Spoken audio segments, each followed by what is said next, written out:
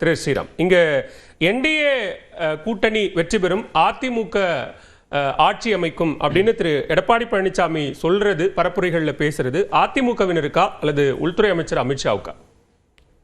மக்களுக்கு, தமிழ்நாட்டு மக்களுக்கு.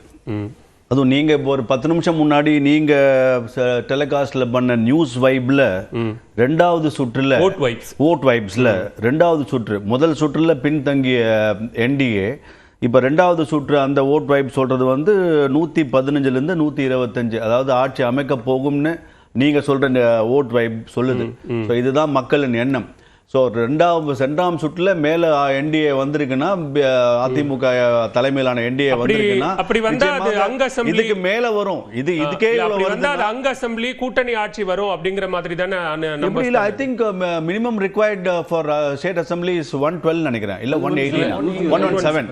யா 125 இருக்கு, ஒரு பக்கம் 125 இருக்கு. எப்படி வந்தா என்ன, யார் என்டிஏ, யார் ஆட்சி அமைக்க போறாங்க என்டிஏ, அதுதான் என்னோட பாயிண்ட்.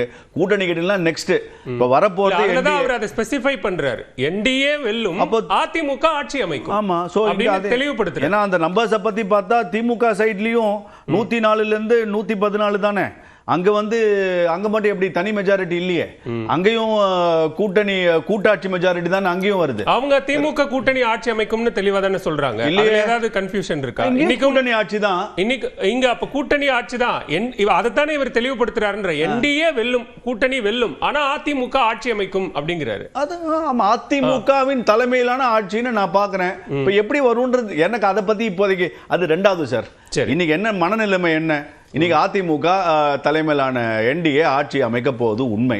ஸோ அதுதான் அந்த பாயிண்ட் நாங்கள் எடுத்துக்கலாமே தவிர, அது யாருக்கான வார்த்தை அதெல்லாம் நம்ம அப்புறம் பார்ப்போம்.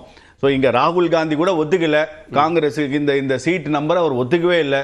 அவர் ஏதோ யாரோ சொல்லிட்டாங்கன்னு கேட்டுக்கிறாங்க. இன்னைக்கும் அந்த காங்கிரஸ்ல சீட் யார் யார் இருக்க போறாங்கன்னு தெரியல. பாஜகவில் நீங்கெல்லாம் சொன்னதுதான் 15 வருஷமான கூட்டணி. முதல்வர் கூட சொன்னாரு, இப்போ இந்தியாவிலே அதிகமான கூட்டணி, அதிகமான நிலைமையிலான கூட்டணி எல்லாமே இருந்த கட்சியில எப்படி போச்சுன்னு நமக்கு தெரியும். அந்த வண்டி இன்னும் இப்பதான் 2ஆம் தேதி கிளம்ப போகுது. அது வரைக்கும் வண்டி கிளம்பாத வண்டி தானே அது. இங்க 183 கான்ஸ்டிடுவன்சில எடப்பாடி முடிச்சிட்டாரு, 153 கான்ஸ்டிடுவன்சில நயினார் முடிச்சிட்டாரு.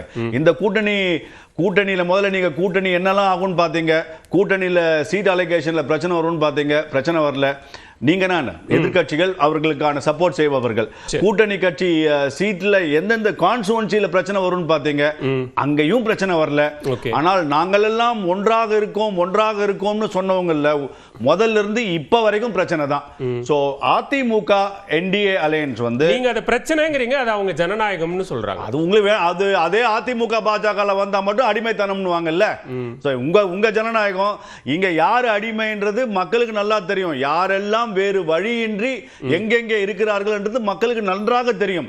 நீங்க ஜனநாயகம் சொல்றது உங்களுக்கு வேணுங்கிற போது சொல்லிக்கிறீங்க. அப்ப மிச்ச கட்சியை பார்த்து அடிமை என்று சொல்வதற்கு அருகதை இல்லாதவர்கள் யாருமே அதை இன்னொரு கட்சியை பார்த்து அடிமைன்னு சொல்ற போது என் கையை நான் பாத்துக்கணும். நான் எப்படி இந்த கட்சியில இருந்தேன், இந்த கூட்டணியில 10 வருஷமா இருந்தேன், ஒரு நிமிஷம், இந்த கூட்டணியில 10 வருஷமா இருந்தேன், போன வாட்டி 6 சீட்ல கண்டெஸ்ட் பண்ணேன், 7 சீட்ல கண்டெஸ்ட் பண்ணேன், இந்த வாட்டி 5 சீட்ல தான் கண்டெஸ்ட் பண்றேன், இருந்தாலும் நான் அடிமை இல்லைன்னு சொல்றவங்க சொல்லிக்கிட்டோம். அது பிரச்சனை கேக்குறது. தேர்தல் கூட்டணின்னு வந்துட்டா அதுல சமரசங்கள் இருக்கத்தான் செய்யும். எல்லா விஷயங்கள் இப்ப இங்க கூட்டணியில புதுசா கட்சிகள் வந்திருக்கு அப்படிங்கிறதுனால நாங்க பாஜக எதிர்ப்புங்கிற ஒரு புள்ளியில உறுதியா இருக்கிறோம். அதனால நாங்க இந்த விஷயத்துல இடங்கள் கூட குறைய பெற்றுக்கொண்டாலும் இதுல உறுதியா இருக்கிறோம் அப்படின்னு நிக்கிறாங்க சார்.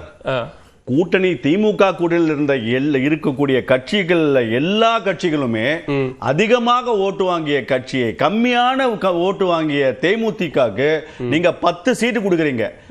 0.43 திமுக கூட்டணியில் இருந்த கட்சிகள் அனைத்து கட்சிகளையும் அதோட அதிகமாக ஓட்டு வாங்கிய கட்சிகள், 10 வருடம் கூட இருந்த கட்சிகள்.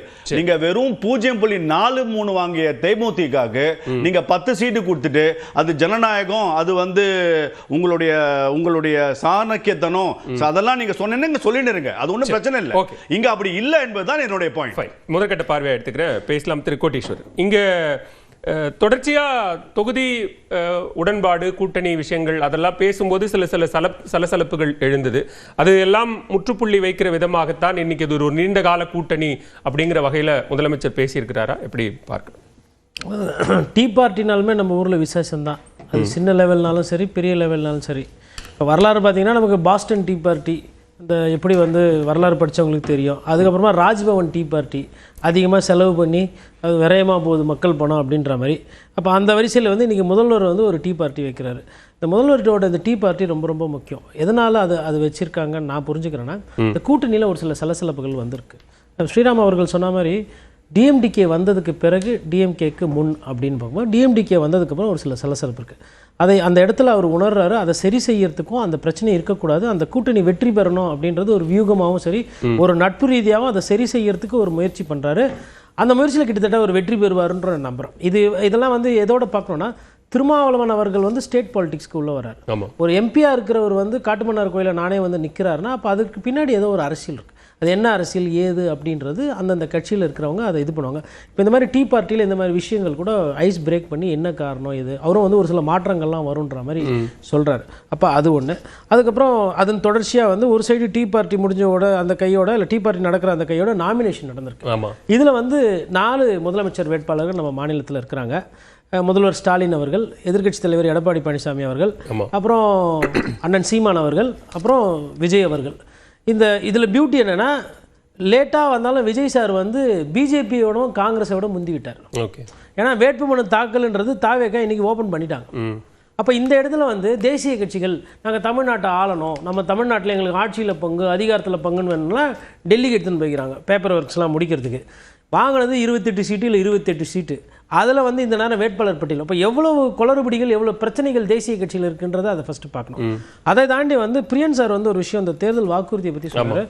அவர் பேசினதில் நிறைய யதார்த்தம் இருக்குது. அதாவது 8000 ரூபாய் கூப்பன் அப்படின்றது வந்து அது பணம் நான் செலவு பண்ணுற மாதிரி அது யார் அதிகாரிகள் சொன்னாங்களா இல்லை வேற யாருன்னா கட்சிக்காரங்களை சொன்னாங்களா யார் சொன்னாங்கன்னு தெரியல. அந்த இடத்துல வழக்கமாக திமுகவோட வாக்குறுதி அப்படின்றது யதார்த்தத்தை ஒட்டி போகும். இந்த வாட்டி திமுகவோட வாக்குறுதி என்பது யதார்த்தத்தை ஒட்டி போகலை. அதே மாதிரி அவர் சொன்னது அதிமுகவோட வாக்கு உறுதி வந்து இந்த வாட்டி நல்லா இருக்குது அப்படின்ற மாதிரி மீன் பண்ணார். அது யதார்த்தத்தோட வெளிப்பாடு. 10,000 ரூபா பணம் வருதுன்னா யாருங்க வேணான்னுவாங்க? நீங்கள் கொள்கை சொல்லுங்கள், கோட்பாடு பேசுங்க. அதை தாண்டி நான் ஆட்சிக்கு வந்தால் 10,000 ரூபாய் பணம் தரேன், நான் வந்த உடனே ஃப்ரிட்ஜ் தரேன் அப்படின்னும் போது இப்போ எடப்பாடி பழனிசாமி 10,000 ரூபாய் மாதிரி ஒரு பணத்தை ஒரு இது போட்டுட்டு ஃப்ரிட்ஜு வந்து ஒன்று ரெடி பண்ணிட்டு போகிற இடத்துக்குலாம் இந்த 10,000ம் ஃப்ரிட்ஜு வச்சுன்னு போனாங்கன்னா அந்த பிரச்சாரமே பெருசாக பேசு பொருள் ஆகிடும். ரீச் ஆகுது ஆகலை அப்படின்ற ரீச் ஆகல. கடந்த முறை வாஷிங் மிஷினுக்கும் ஆயிருக்கணும்ல. வாஷிங் மிஷினுக்கு ஆகாது. ஏன் ஆகாதுன்னா அவங்க ஆட்சியில் இருந்தாங்க. நீங்கள் எப்பவுமே ஆட்சியில் இருக்கும்போது நீங்கள் இப்போ நீங்கள் ஆட்சியில் இருக்கும்போது நீங்கள் சொல்கிறீங்க அப்படின்னா எடுபடாது. நீங்கள் உதாரணத்துக்கு திமுகவோட தேர்தல் அறிக்கை எல்லாமே அவங்க எதிர்கட்சியாக இருக்கும்போது சூப்பர் ஹிட். தேர்தல் எலெக்ஷன் மேனிஃபெஸ்டோனா அதில் வந்து எப்பயுமே வந்து ஸ்கோர் பண்ணுறது திமுகவாக தான் இருக்கும். ஆனால் இந்த வாட்டி ஃபர்ஸ்ட் டைம் வந்து திமுகக்கு எனக்கு மேபி என்னை விட அண்ணன் சாமன் அதிக அரசியல் பார்த்துருப்பாரு, பிரியன் சார் அதிகமாக பார்த்துருப்பாரு, அவங்களுக்கு தெரியும். நான் பார்த்த ஒரு 3-4 அரசியலில் பார்த்தீங்கன்னா இந்த வாட்டி தான் மொதல் வாட்டி திமுகவுக்கு எலெக்ஷன் மேனிஃபெஸ்டோ ஸ்லிப் ஆயிடுச்சு. அது கடைசி நேரம், அது இன்னும் பெரிய பேசுபொருள் யதார்த்தம் அங்கே மிஸ்ஸிங். இதில் ரொம்ப முக்கியமான ஒரு பாயிண்ட் என்னன்னா, இப்போ இன்னைக்கு வேட்புமனு தாக்கல் பண்ணிட்டாங்க விஜய் அவர்கள். ஷாம் சார் ஸ்டார்டிங்கில் காட்டின போது இல்லை விஜய் பிரியன் சார் சொல்லும் போதும் ஒரு விஷயத்தை ரொம்ப குறிப்பாக சொன்னாங்க. இந்த தொண்டர்களோட மனநிலை இது வந்து ரொம்ப ரொம்ப மோசமாக அநாகரிகமாக காவல்துறை அனுமதி தரல. காவல்துறை நான் என்ன சொல்றேன்னா, காவல்துறை அனுமதி தராதுன்னே வச்சுக்கோங்க. நீங்கள் ஒருத்தர் தான் தலைவரா? நாட்டில் வேற பிரச்சனையே கிடையாதா? இப்போ ஒருத்தர் செயின் அறுத்துன்னு போகிறான், இல்லை வீட்டில் ஒரு பொருள் திருடு போகுது,